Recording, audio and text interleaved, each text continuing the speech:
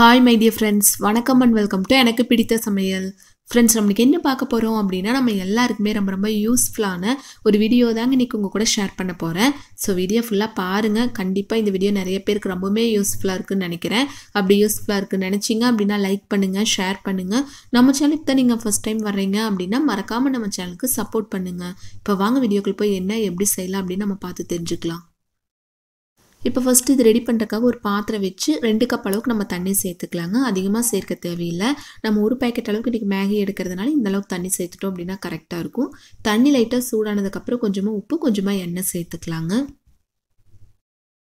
இப்போ மேகி லைட்டாக உடச்சி உள்ளே சேர்த்துக்கலாங்க. அந்த கவரோடையே வச்சு லைட்டாக தட்டி விட்டீங்க அப்படின்னா இந்த மாதிரி குட்டி குட்டியாக உடஞ்சி வந்துடும் இல்லைங்களா. அதுக்கப்புறம் ஃபுல்லாக உள்ளே சேர்த்துக்கலாம். உள்ளே சேர்த்து மீடியம் ஃப்ளேம் வச்சு வேக வச்சு எடுத்துக்கலாங்க. இப்போ நல்லா வேக வச்சு எடுத்ததுக்கப்புறம் ஒரு வடிகட்டி யூஸ் பண்ணி இது வடித்து எடுத்துக்கலாங்க. கொஞ்சம் கூட தண்ணி இல்லாத மாதிரி ஃபுல்லாக வடித்து எடுத்துகிட்டு கொஞ்சமாக தண்ணி சேர்த்து ஒரு டைம் அலசி எடுத்துக்கலாம். நான் ஆல்ரெடி சொன்ன மாதிரி கொஞ்சம் கூட தண்ணி இல்லாத மாதிரி வடித்து எடுத்துக்கலாங்க. என்ன தான் நம்ம வடிகட்டி யூஸ் பண்ணி வடித்து எடுத்தாலும் ஒரு 5 நிமிஷம் அப்படியே விட்டுட்டோம் அப்படின்னா கொஞ்சம் கூட தண்ணி இல்லாத மாதிரி இருக்கும். ஒரு 5 நிமிஷம் அப்படியே விட்டுட்டு அதுக்கப்புறம் ஒரு அகலமான பாத்திரத்துக்கு ஃபுல்லாக மாற்றிக்கலாங்க. இப்போ இதில் கொஞ்சமாக கார்ன்ஃப்ளவர் உள்ளே சேர்த்துக்கலாங்க. அதாவது சோள மாவு கொஞ்சமாக உள்ளே சேர்த்துட்டு நல்லா கலந்து எடுத்துக்கலாம். கார்ன்ஃப்ளவர் ரொம்ப அதிகமாக சேர்க்க தேவையில்லைங்க. லைட்டாக மேலே கொஞ்சமாக சேர்த்துட்டு இந்த மாதிரி நல்லா கலந்து எடுத்துக்கலாங்க. இப்போ ஒரு பேனில் கொஞ்சமாக எண்ணெய் சேர்த்து எண்ணெய் நல்லா சூடானதுக்கப்புறம் இதை அப்படியே உள்ளே சேர்த்துக்கலாங்க. அந்த மேகியை ஃபுல்லாக உள்ளே சேர்த்து லைட்டாக பொன்னிறமாக வரும் இல்லைங்களா, அந்தளவுக்கு நல்லா பொரிச்சு எடுத்துக்கலாங்க. அப்போ தான் டேஸ்ட் ரொம்ப நல்லாயிருக்கும். இது நல்லா மொறுமொறுன்னு வரணும் அப்படின்னா எண்ணெய் நல்லா சூடானதுக்கப்புறம் இந்த மேகி ஃபுல்லாக உள்ளே எடுத்து சேர்த்துக்கலாங்க. சூடு கொஞ்சம் கம்மியாக இருந்தால் கூட அவ்வளோவா மொறுமொறுப்பு இல்லாமல் இருக்கும். பாருங்கள், இந்த 2 சைடு இந்த மாதிரி பொன்னிறமாக வந்ததுக்கப்புறம் நம்ம வெளியில் எடுத்துடலாம்.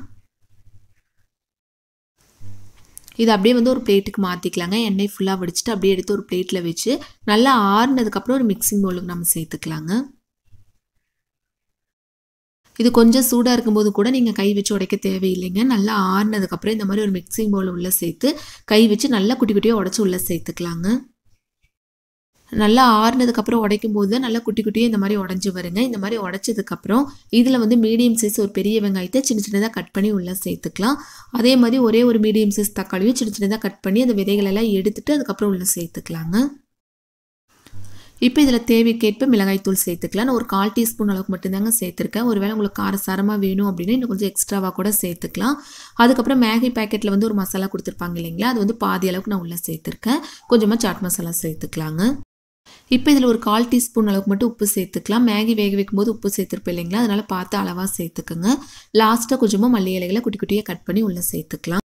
இதெல்லாமே சேர்த்துட்டு நல்லா மிக்ஸ் பண்ணி எடுத்துட்டிங்க அப்படின்னா சூப்பரான ஒரு ஈவினிங் ஸ்நாக் ரெடிங்க. டேஸ்ட் ரொம்ப ரொம்ப அட்டகாசமாக இருக்குங்க. இதே மாதிரி பாஸ்தா வச்சு கூட நம்ம சேனல் ஆல்ரெடி நான் அப்லோட் பண்ணியிருக்கேன். நீங்கள் அது பார்க்கல அப்படின்னு எண்ட் ஸ்க்ரீனில் கொடுக்குற செக் பண்ணி பாருங்கள். இதுவும் ட்ரை பண்ணி பாருங்கள். ட்ரை பண்ணி பார்த்துட்டு எப்படி வந்துச்சு அப்படின்னு உங்கள் ஃபீட்பேக் மறக்காமல் எங்கூட ஷேர் பண்ணுங்கள். இந்த வீடியோ பிடிச்ச லைக் பண்ணுங்கள், ஷேர் பண்ணுங்கள். நம்ம சேனல் ஃபர்ஸ்ட் டைம் வர்றீங்க அப்படின்னா மறக்காமல் நம்ம சேனலுக்கு சப்போர்ட் பண்ணுங்கள். தேங்க்யூ.